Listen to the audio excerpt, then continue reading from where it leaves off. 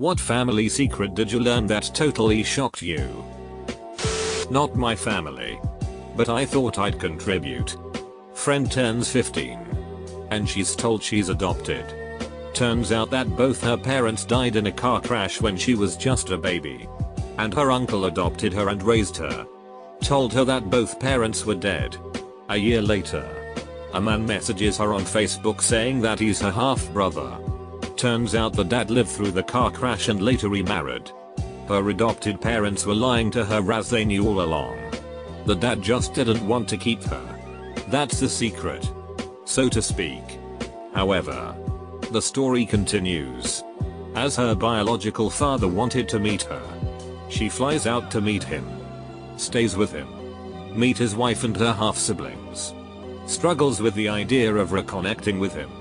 Because she both loathes and loves him. Loathes him for not wanting her and getting a new family. Loves him for wanting to make a difference in her life and reconnect. She takes the plunge anyway. 6 months later he dies from lung cancer. Life's cruel joke on her. My favorite uncle cheated on my auntie. Ended up knocking the woman up. She had the child and my uncle was forced to tell my aunt. Aunt divorced my uncle. He became an alcoholic and I had absolutely no idea. I thought all the times we were going for car rides as a kid. He purposely drove crazy because it was entertaining for me and my cousins, but it turned out he was just plastered. That my mom is actually my grandma. My dad is my step-grandpa. And my sister, who is 13 years older than me, is my mom. And my biological dad was 21 when he got her pregnant. Edit: a lot of y'all are getting more upset about this than I did. I didn't find out until recently. In my 30s. So at this age pretty much nothing shocks you. But it would have shocked me in my teens. When my mother was super religious. Warning us against premarital sex. In my early 20s. She tried to stop my girlfriend and I from living together when we moved to a city where we knew no one. Obviously. We lived together. But we had to hide it from her when she came to visit, when some unmarried friends of mine had a baby unexpectedly. And the child was born with a physical handicap. She even insinuated to me that it was punishment from God for having a baby out of wedlock. So guess what? A few months ago, my aunt mentioned in passing that the reason my parents got married after only knowing each other 4 months was because my mother was pregnant. She ended up miscarrying. Which is why we'd never figured it out before.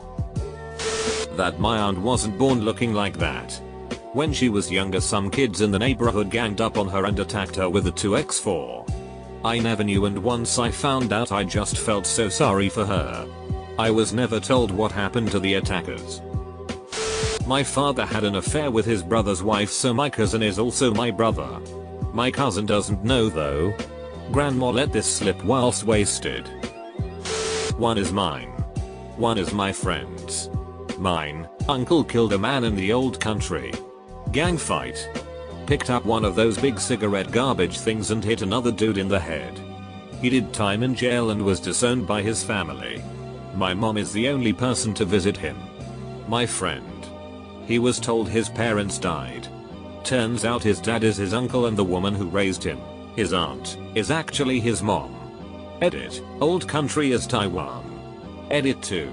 It's a smoking can. Thanks. My great grandpa died on top of my aunt while raping her when she was 13. Edit: it was my great aunt. So her dad died while raping her of a heart attack. My grandmother pretended she didn't have a sister for 50 years. Recently reconnected. Great lady. My great grandfather was a clan member. And he was married 7 times. My dad was a huge pothead and barely graduated HS. Didn't do college. He is now a fire chief for one of the best fire departments in the country. WTF dad. Edit: you guys. I don't care that people smoke pot and don't go to college. It's just uncommon for someone of his rank to not be college educated, since it's a pretty big requirement. My great grandfather was an abusive piece of it and ended up murdering 3 of my grandaunts and wounded another. He then ended up killing himself after a standoff with the police. My great grandpa murdered one of his own children. The family was a bunch of poor backwards hicks and having trouble feeding their kids. My great-grandma was pregnant and didn't learn until delivery that she was pregnant with twins. Great-grandpa's solution was to bash one of the baby's heads against the wash basin.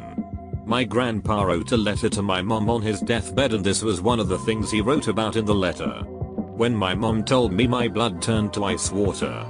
The sheer evilness completely shocked me. Edit. There's been a few comments showing sympathy for my great-grandpa or even defending his actions. Duck off. This isn't a college ball session where we discuss humanism and philosophize about morality. This is something that actually happened. Crushing an infant's skull because you're afraid you can't feed him is evil, plain and simple. My great-grandfather may have murdered my great-grandmother because he believed that my grandfather was the product of an affair. I don't know whether the affair was true, but I know that on his deathbed he still believed it. His last words to my grandfather were, "I never liked you. Yeah, no? Because you weren't mine." Great-grandpa was not murdered. He actually committed suicide. Maybe an inverse sort of deal.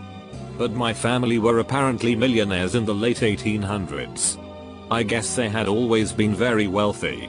But between that wealth getting split up every generation and my family living on the run for many generations, all that money was gone by the time I came around. Only thing left was a chunk of property in Mexico that is completely worthless aside from a small bit of money from it cause there's a highway going through it. This totally shocked me because in my lifetime my family has been quite poor. Full on redneck on top of that. And lots of issues with addiction. My aunt with a very holier than thou attitude has been having a 40+ year affair with a childhood sweetheart. This is a person that was always quick to criticize other people's family issues and tried so hard to present her and her family as perfect. Her husband is an asshole to our family and she lets him completely get away with it. I guess we know why now. My great-grandfather was a quiet, kind man and treasurer for his chapter of the Elks Lodge in Texas. He was attacked on his way home from an Elks Lodge meeting. He suffered amnesia and regained consciousness as a sailor on his way to Haiti. After landing, he lived in the country for a few months before getting into a bar brawl with a police officer and getting knocked out. He regained consciousness in jail. With a newfound memory of who he was. He told this tale to a priest from jail, who believed him and wanted to help. The priest wrote my great-grandmother and the American government and somehow convinced the Haitian government to let him return to America. He returned to my great-grandmother, had 2 children, and was a law-abiding citizen for the rest of his life. This story is so unbelievable that when my mother told it to me 6 months ago I was convinced it was a hoax. She has documents, the letters from the priest and others, and testimonials of his friends that say this behavior was uncharacteristic. I dunno. Crazy man. My grandma inherited several $100,000 from her stepdad. The juicy part is that to this day, no one knows how he got it. No one even knew he had that kind of money until he died. Since I'm from the south, my guess is rum running or something like that, but we don't know and likely never will. Always knew grandma died before I was born. Just never knew it was grandpa who murdered her. Not mine. But in my wife's family her great uncle was killed by his wife and the hired hand. Poison was assumed as he was just found dead in the field. They were farmers. His wife married the red-headed hired hand and 8 months after the death she birthed a red-headed son. Everyone in the family in the neighborhood knew except, I guess, the RCMP. This was around 1935 in rural Alberta. In my early 20s, I figured out that my oldest sister was molested by my dad a couple of years before I was conceived. This was obviously a big issue to deal with for a couple of reasons. For starters, my dad is just a horrible human being. But I also hold my mom accountable because she stayed with him even though she quickly learned that it had happened. Imagine, if you will, the knowledge that, had your mom done the right thing, you surely would not exist. That's what I live with. Not only should my mom have left my dad the second she found out, but she should have had him arrested. I should not exist. But, to me, The real problem is with my sister. She is now in her mid-40s and, at this point, I'm certain she will never be able to form healthy relationships even with her own family members. My siblings and I are certain she has borderline personality disorder, and might even suffer from narcissism. And we consequently are frequently subjected to the abuse she heaps on us. At this point, we don't put up with it. We want her to get help and choose not to enable her, but our mom is also poorly treated by her, and she refuses to cut ties. I found out very recently that my maiden name, and subsequently rest of my family's name, was supposed to be completely different but was changed by deed poll when my grandfather was 11 by his stepfather. So before my father, we aren't actually related to anyone with this surname. It means nothing to our heritage or whatever. I had always known that my grandmother, while president of her sorority in college, threw a girl's application in the sewer because the girl was grossly overweight and socially awkward. Grandma then lied to the rest of the sorority that the wind blew the application into the sewer. Only recently did I learn that the girl whose application she lost was Linda Bird Johnson, the daughter of the President of the United States. That my grandmother didn't get a bad neck back from poor posture. Grandfather beat her for spending his savings while away working out of town. She turned into a cripple over the course of 30 years and committed suicide last February. Grandfather has been heavily depressed witnessing it all unfold. My grandmother as I knew her was a hyper-religious Christian woman that had every bit of conservative 1950s social viewpoints. She was racist, sexist, etc. Found out she was pimped out at 16. Got pregnant by the pimp. She didn't want the kids as her father would kill her as they were mixed race. So the pimp took custody and moved to a different state. She was the door kicker in a motorcycle gang. Her brother killed a guy and is serving life in prison. She was part of the same gang. My uncle being a murderer wasn't a shock as he's been in prison since before I was born and I had visited him when I was young.